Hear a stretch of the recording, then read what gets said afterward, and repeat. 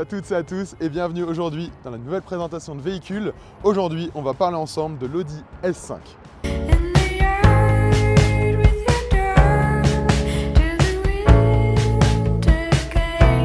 Cette S5 est un modèle de 2008. Ce châssis-là a été produit entre 2008 et 2011. C'est la phase 1. Accueillant le fameux moteur de chez Audi, le V8 4 litres 2 atmosphérique. On retrouve ce moteur dans pas mal de modèles, les anciennes S4, les R8 aussi, certaines RS5 en sont équipées. C'est un moteur qui est magnifique, avec une sonorité exceptionnelle. Vous verrez ça après et on en parlera juste après. Avant de vous présenter le modèle, je vais vous raconter un petit peu l'histoire d'Audi, vraiment dans les grandes lignes. Donc Audi est une marque qui a connu beaucoup de difficultés à l'époque, donc avant les années 80, avant son rachat par Volkswagen. En effet, Audi était, avant d'être Audi NSU, Auto Union. Donc c'était un groupe représenté par les 4 anneaux d'Audi qu'on connaît, qui représentait 4 marques. Mais ça, on en parlera un petit peu plus tard.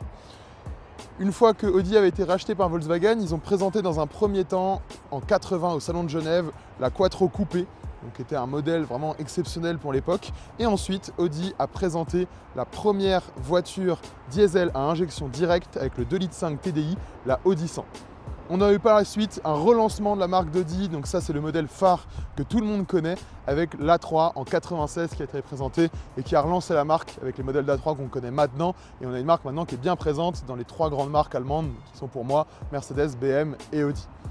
Alors pour parler du modèle qu'on a aujourd'hui, et j'en remercie son propriétaire, nous avons donc aujourd'hui une Audi S5 de 2008, comme j'ai pu vous dire avant. C'est un modèle que j'aime particulièrement, de par quand même sa discrétion. En effet, nous avons là-dessous un V8 atmosphérique de 353 chevaux d'origine. Malheureusement, suite à quelques problèmes moteurs, on en parlera juste après, celle-ci fait 303 chevaux. C'est l'ensemble des modèles qui perdent avec le temps une cinquantaine de chevaux de par des problèmes de calamine et d'autres soucis dont on va parler après. Cependant, c'est un véhicule qui est confortable de par son intérieur et relativement puissant et coupleux. Il est équipé du système Quattro que vous connaissez tous. C'est un système de partage de roues motrices entre l'avant et l'arrière. Pour présenter un petit peu l'extérieur du véhicule, celle-ci a subi quelques modifications de par son propriétaire. Donc on retrouve sur cette dernière la calandre en nid d'abeille de la RS5 ainsi que cette lame à l'avant. Par contre, on a un véhicule qui est vraiment tout en longueur, donc coupé, hein. C'est un véhicule 3 portes. Donc on va retrouver des portes qui sont gigantesques, je trouve, avec donc des vitres coupées sur ce modèle-là.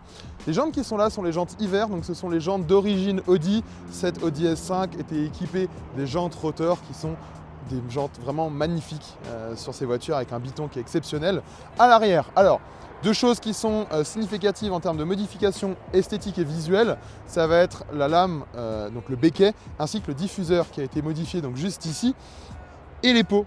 Alors vous verrez que celle-ci ne fait pas trop son bruit d'origine, on le verra juste après lors du démarrage.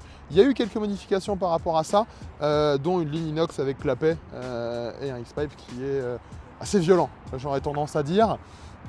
Ensuite, pour refinir le tour, donc on remercie son propriétaire avec son Insta qui se trouve juste là. Merci beaucoup à toi de nous avoir fourni cette véhicule pour cette vidéo. On va passer du coup à la présentation intérieure du véhicule. Donc vous verrez, Audi était vraiment en avance pour l'époque. Je rappelle 2008 niveau de l'intérieur. Donc véhicule équipé de la technologie MMI. Donc c'était vraiment une technologie qui était avant-gardiste pour l'époque. Donc nous voilà dans l'intérieur de cette S5. Bon, il est vrai que l'intérieur a pris avec le temps un petit coup de vieux, mais pour l'époque c'était vraiment avant-gardiste. Quand maintenant on va comparer à certains intérieurs de Mercedes des années 2008, si on prend maintenant une classe E, c'est vraiment pas pareil. Là on est sur une finition avec le MMI, donc on va avoir cette technologie qui était vraiment propre à Audi d'interface d'écran juste ici. Le compteur, donc c'est le compteur mythique de la S5 avec le flocage S5 qui est juste ici. Le logo Quattro qui est rappelé juste là. Et on va avoir par contre le pack carbone sur celle-là. Alors sauf ça qui a été rajouté.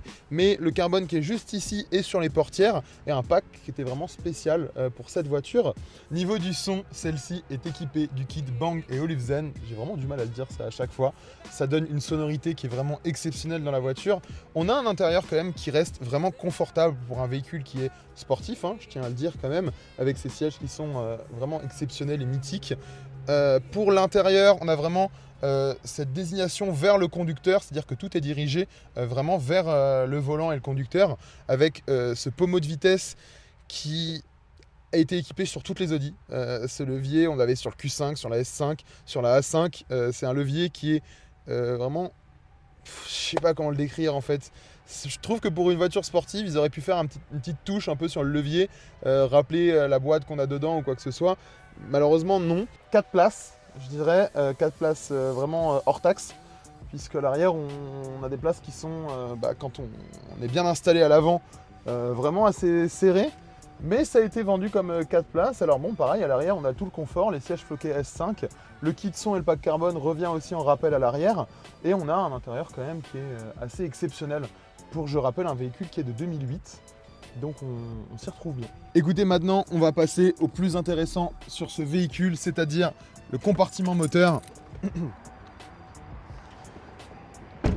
Alors là, il y a des choses à dire.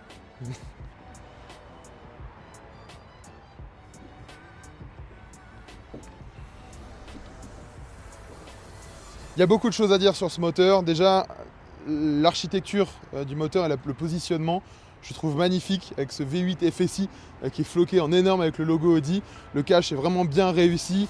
C'est vraiment un moteur qui est magnifique, alors qui a rencontré ses problèmes. Il y avait dessus des fuites assez importantes au niveau du demi-carter, ce qui générait la nécessité de déposer complètement le moteur et la boîte de vitesse pour faire l'étanchéité, une détente des chaînes de distribution. Donc il a eu ses problèmes, mais par contre, il a une sonorité, il a un couple, il a une détente avec une zone rouge à 7000 tours minute qui lui offre vraiment un roulage exceptionnel et qui est unique à ce moteur, moi je trouve. Parce que si maintenant on prend un comparatif du V8 atmosphérique de chez Mercedes, c'est pas du tout la même sensation de conduite, le même son, on retrouve pas du tout les mêmes choses. Cependant, il a un gros défaut aussi, c'est la calamine qui est générée au niveau des puits de soupape.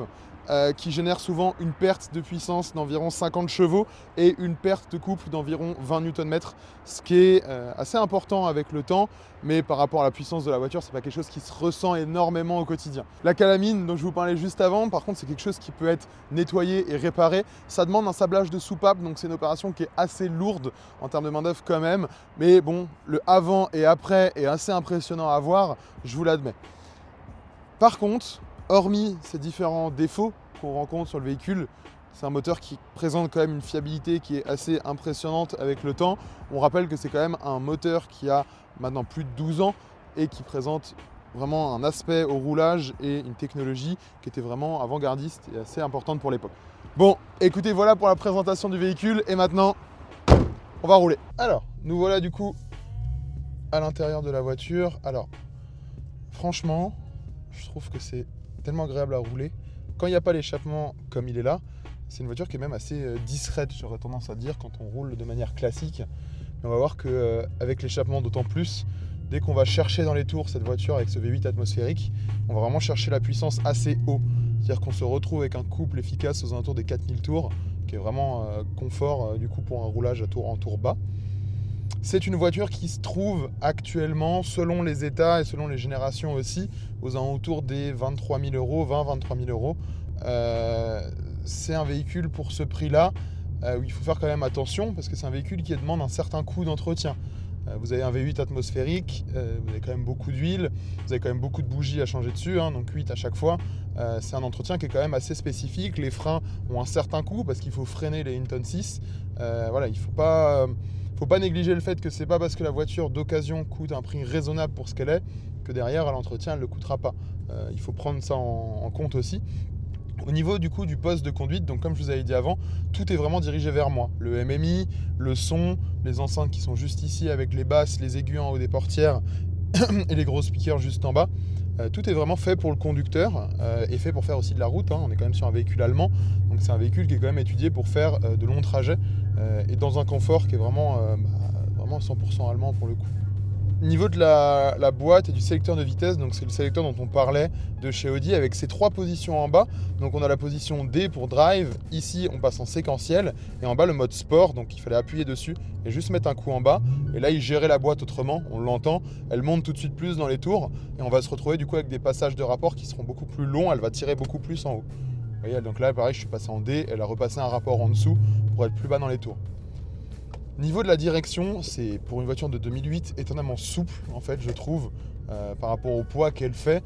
On a une direction assistée qui est vraiment présente. Maintenant quand je la compare à certains autres modèles de cette génération là, c'est vraiment un confort de roulement qui est très agréable.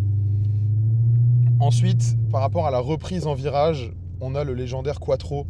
Donc là, il n'y a pas d'inquiétude, hein, ça accroche vraiment assez fort au sol. On a une reprise qui est vraiment instantanée dessus dès qu'elle prend les tours. Et la boîte le fait très bien.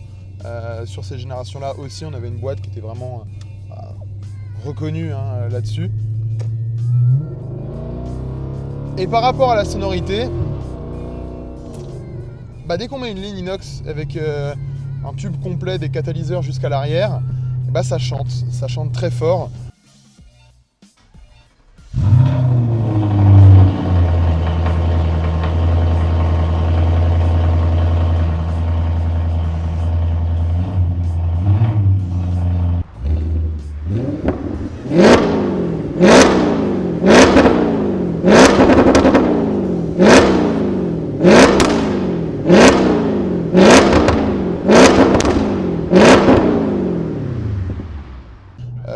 Il a une sonorité qui est vraiment parfaite, ce V8. On n'a pas quelque chose de trop rock ou trop grave, ni de trop aigu. On a vraiment un juste équilibre au niveau des sons qui est vraiment super agréable à l'accélération.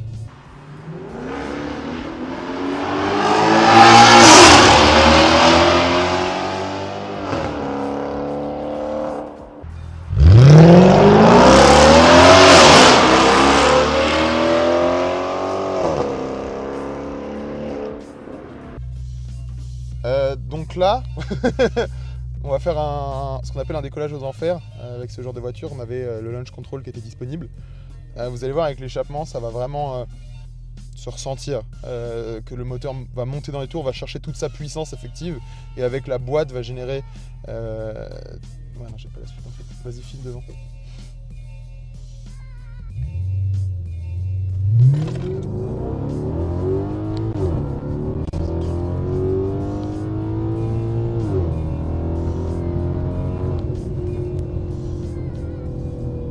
Ça marche. Oh putain, j'ai eu un coup. Le caméraman pourra en témoigner, ça fonctionne. Enfin voilà, j'ai toujours assez d'émotions dans ce genre de voiture parce que c'est vraiment une époque où ils pouvaient faire un peu ce qu'ils voulaient et ils mettaient les moyens et ils déterminaient vraiment les moyens sur les voitures pour avoir quelque chose d'impressionnant, de magique et qui donne envie d'aimer sa voiture. Et bon, franchement, c'est impressionnant. Juste déjà avec la ligne qu'il y a dessus. Attends, je vais éviter le trou. Juste déjà avec la ligne qu'il y a dessus, on retrouve une puissance. Et dès qu'on va vouloir jouer même avec le séquentiel,